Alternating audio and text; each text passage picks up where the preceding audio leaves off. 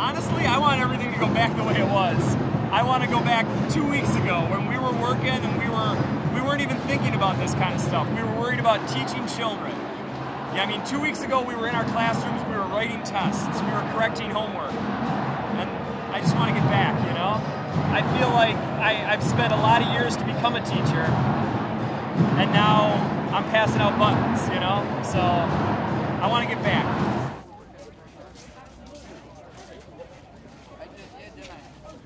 Yeah, we're here to kill the bill. Vivian and I are here to kill the bill, but also see what is really going on in Madison. And this is very empowering. What you say? I've been out here since last week, a little bit each day, as much as I've been able to. And I've been trying to inform myself about the bill, and the more I read, the more I need to be out here because it just stinks. I believe in rights for the UW workers and other state workers, and that not only should they be able to argue what kind of raises that they have to pay for their benefits and for their pensions, but that they should be able to bargain with the state about exactly what their rights are. I mean, I've worked for 25 years. I have a second job, and then they did the unpaid furloughs. I work 1 week at my second job to make up for the money they take from my furloughs. I mean, I can't bleed any more money. The teachers, all these public workers are out here because they need to be able to bargain for all the things that make their jobs safe and good. It's terrible from the collective bargaining end, but it's fiscally irresponsible, which is sort of the purpose was the purpose for the bill, allegedly to repair the budget, but it's got all sorts of just cronyism and bad ideas. I came here, I'm a University of Wisconsin alumni, and I'm also a public school teacher, and I think that what happens in Wisconsin will happen everywhere. So I hope that teachers win in standing up and protecting their collective bargaining rights, their right to good pensions, to good incomes, and to a living wage.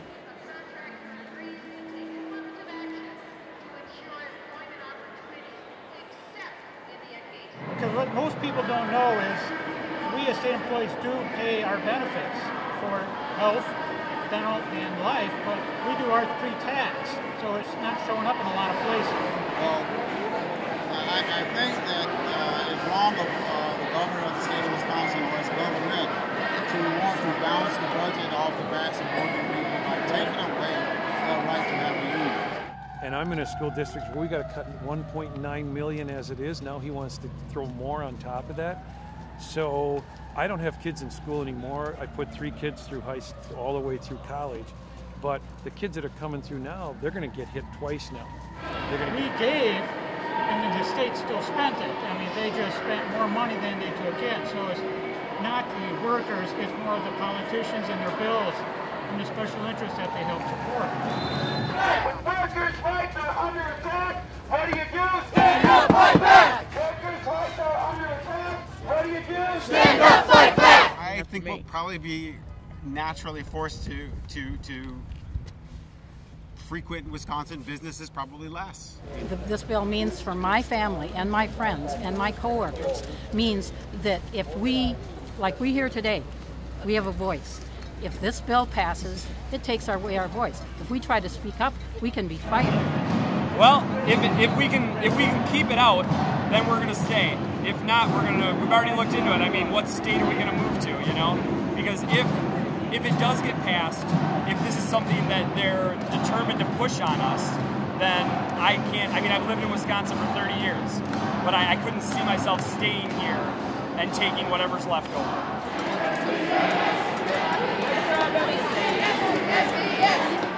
This bill means destruction. It means destroying the lives of working people across this country. Not just Wisconsin, but Ohio, Florida, all those states that there are new governors that sit in the seat now as Republicans who are looking at the same process, who are ready to attack the working people in their respective states. And it's wrong. Because if it happens to us, it's going to happen all across the country. People are going to go after unions when that's not what they need to do. They need to go after the people that are getting the tax breaks, the billionaires and millionaires that are getting tax breaks because of the people that say we need to fix everything. So they give tax breaks to the rich people, and all the other people have to suffer. I think that they're trying to smash what remains of the labor movement. Again, I've heard it said so many times, if unions can fail in Wisconsin, then they can fail anywhere. And that's why we're here, because Wisconsin has such a rich history of progressivism. It has such a rich history of standing up for the little guy. So if the little guy can get screwed here, you know, what next? What next? To the beginning. Back to the beginning. If this fails, you're going to start seeing strikes. You're going to start seeing the middle class dwindle. You're going to start seeing people, you know, picketing for years and years and years to get what they want. So hopefully it doesn't.